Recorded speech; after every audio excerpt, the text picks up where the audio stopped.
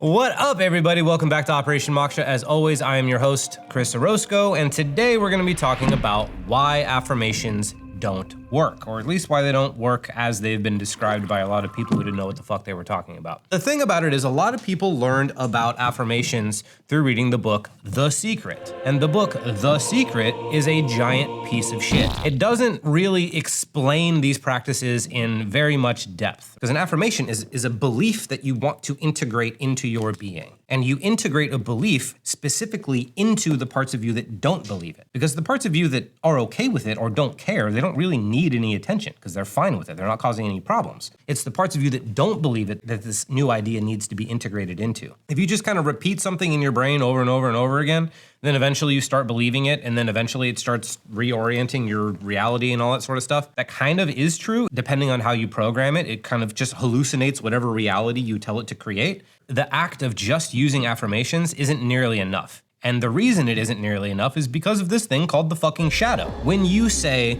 I am the richest, most powerful, sexiest man alive in the world, if there's any part of you that doesn't believe that, that part of you is going to speak up. And that part of you that speaks up is probably more powerful than your conscious mind. You've got a part of you that believes that you suck. And this part of you believes that you suck because you told it to believe that, because that was a survival mechanism. At some point in your life, you decided it was better to believe that you suck than to believe that you were great. Maybe it was important for you to stay small so you don't get punished as a kid. Maybe you stay small so you don't get bullied, whatever it is. You believe that you suck, or I believed I suck because I thought I was responsible for my dad's death. There's a million reasons to believe that you suck. And depending on the level of trauma associated with them, they could be really attached to these fucking ideas. They could think that your survival is dependent on you holding on to these ideas because when you formed the ideas, you may have thought your survival was in danger. So if you're invested in the belief that you suck for whatever reason, and then you start to tell yourself that you're great, the part of you that says that you suck is not only really programmed in there, but it's also connected to your limbic system, which is connected to your survival mechanisms, which is also connected to millions of years of human evolution. And you think that your preferences are going to be stronger than something that is tied to your survival instincts. It's just fucking absurd. It's never going to happen. Your survival instincts will win 100% of the time. And this can actually even be dangerous. I read The Secret when I was 19. I thought I saw the light at the end of the tunnel, and I was like, oh my God, I could just fix my life with this. And I was fucking wrong because The Secret is stupid. So here's what happened. I started telling myself all these things that I wanted to say. I repeated them in my head like a mantra, nonstop. And then all the other parts of me that didn't believe it started to get activated. Because I believed what The Secret said like a fucking moron, I just started to try and overpower them. Because The Secret tells you that the dominant idea is the one that takes precedence, is the one that takes over and it ends up being in charge, which again is accurate. However, they don't teach you about shadow integration. They just teach you to repress your shadow with force and power, push it into a deep dark corner even further, but just tell yourself happy things and then your mind is gonna change. And that's absolutely not the way that works at all. The main premise is solid. If you can install a new idea and have at least 51% of your being believe that new idea more than you believed the old one, you will begin to develop momentum in that direction. It'll happen kind of automatically. Once most of you believes that you're amazing, your worldview is set to I'm amazing. And then you start generating experiences that are in alignment with I'm amazing. And that is actually how it works. However, you have to get the part of you that disagrees with the initial affirmation, you have to get that part of you on board first. It can be that it thinks your survival is at stake. So what you need to do is find the part of you that doesn't believe your affirmations and say, why don't you believe this? Why are you so attached to this belief that I suck, or this belief that I'm gonna be poor forever, this belief, whatever it is, this part of you is attached because you told it to be attached. You said, we have to fucking believe this, otherwise terrible things will happen. I'll get rejected or abandoned or I'll get killed or some awful thing will happen. And so this little child in your brain is like, okay, boss, whatever you say, like, fuck, I'm gonna hold on to this really painful, terrible belief for the rest of my life because that's what you told me to do. And so you kind of have to understand that that's what you're working with. You don't want it to change its mind because it has a job to do. It's trying to protect you. It's trying to keep you safe from a very specific thing. And you don't want to just suddenly not be protected from that thing. This is one of the other big things about integration is like modalities and things will tell you to kind of like transcend your ego or whatever, but that robs you of the ability to find out why this part of you was doing what it was doing in the first place. And that's where integration really comes in. What you need to do is you need to say like, okay, here's the new thing I want to believe about myself. I'm amazing. I'm rich. Everybody loves me, whatever the thing might be. You say it to yourself over and over and over again. I do this every single night. Project my vision of how I want my life to be. I will project my identity of who I want to be. And I will say statements and things with the intention of getting myself to believe it, but also with the intention of bringing up all the parts of me that don't believe it, so that I can have conversations with them. Because I want to believe these things, but I also want to pay attention to the parts of me that don't and figure out why. I was trying to develop like more money, right? Like, because I was broke in my business for a really long time and I finally wanted to thrive financially. So I was like, all right, I make all this money. All these people want to pay me and like, I'm the fucking guy and yay. And all these different parts of my personality spoke up to be like, actually, that's not fucking true, bro. You've been broke your entire fucking life. Like you could barely afford to put guacamole on your burrito until like a week ago. Like, who the fuck are you fooling? And so I had to be like, yeah, you know what? You're right. I have been broke for a long time. I told myself I was a bad person and that it wasn't okay for me to have things. I told myself that I was afraid of losing things, so I never wanted to develop anything that I could lose, including wealth or good relationships or anything like that. So you're right. This isn't who I've been. And at the same time, it's who I want to be. So why are you attached? Why do you want to keep me broke? And for the reasons I listed before, I judged myself as a bad person. So I thought if I had money, I'd do bad things with it. And I was afraid of loss, so I thought that if I had money, I would lose all the money. And so I had to actually talk to those parts and be like, you know what, those are actually good things to be worried about. Like, I don't want to lose the money, and I don't want to do bad things once I have the money. So then what do we do? And I was actually able to ally with them. And I was like, okay, so you think I'm going to do bad things with the money.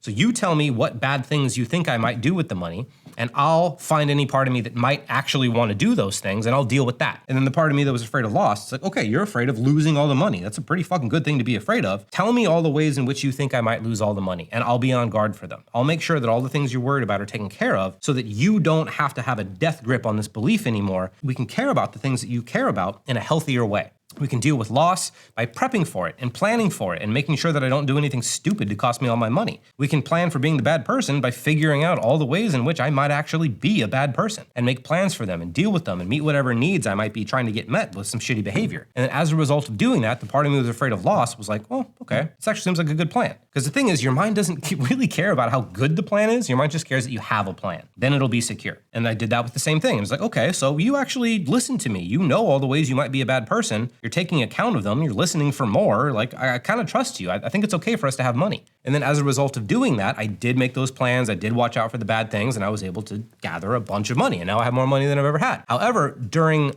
the like 10 years leading up to this, all I did was say, I'm fucking wealthy and I'm the this and that and blah, blah, blah, blah, blah. And I was in conflict with this other part of myself the entire time. I was angry at it. I was like shoving it down. What they don't tell you in The Secret is that as you repress the scared whatever parts of your shadow, they get stronger. And so they talk about the dominant idea, the dominant energy, and all these sorts of things. And you want to have the positive be the dominant. You want the positive to be the thing that's like leading your life. As you're repressing this part of you that has this important message of like, don't be a bad person or don't lose all your shit. And that's an important message. And this part of you wants to be heard. And so it actually has to get stronger to get your attention. So it becomes even more powerful. So there's like 60% of you believing this thing, and then there's just like a little bit of you being like, oh, I'm super wealthy, yay. It's just like a drop in a fucking bucket. Whereas like there's a massive ocean of emotions and ideas telling you that you don't deserve to do the thing.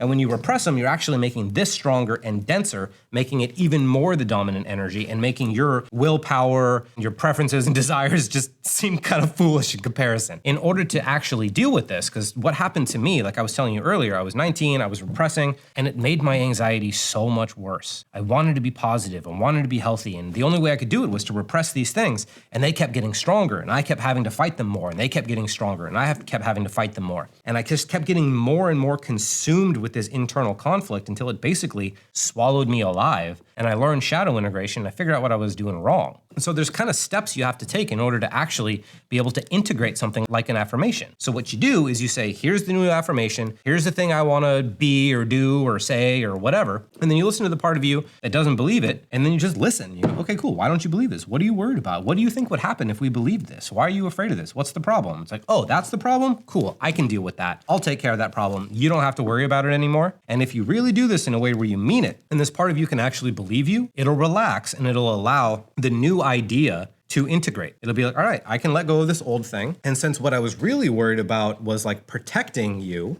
I'll just protect you by doing the new thing you tell me to do. Because again, your mind only does what you program it to do. So if you program it to help you in a shitty, unhealthy way, it'll do that. And if you program it to help you in a healthy, holistic, integrative way, it'll do that as well. So affirmations by themselves don't really work all that well, but they can actually make your mental health much worse, like they did with me. It made my depression worse, it made my anxiety worse, it made my hopelessness worse, it made everything worse. Because all it did was get me in a fight with myself. But once I was able to take a look at the parts of myself that I was in conflict with, have a negotiation with them, accept them, love them, figure out all that sort of stuff, then they could get on board with the new idea, and then the affirmation could actually get integrated. So again, I know this is a really complex topic, but I wanted to set this straight because there's so many people doing this wrong. There's so many people that think they're doing it right and don't understand why it's working, and then they get even more down on themselves because the thing isn't working and their lives aren't changing. And it's just, a lot of us got taught really shit information, you know? Like I have this kind of like conspiracy theory in my head that like the secret was like intentionally done to kind of mislead people, but like I can't prove that, so fuck it. But it's still so unbelievably incomplete that it does more harm than good. And so I wanted to set this straight so that you can actually use affirmations to change your beliefs, change your worldview, change your attitude, change your behaviors, and change your entire fucking life. Because this does actually work if you know how to deal with the parts of yourselves that don't believe and reject the ideas. So if you have any more questions about this, feel free to ask me. I'll go deeper into anything that you want here. But I'm Chris Roscoe. I love you, and I'll see you next time.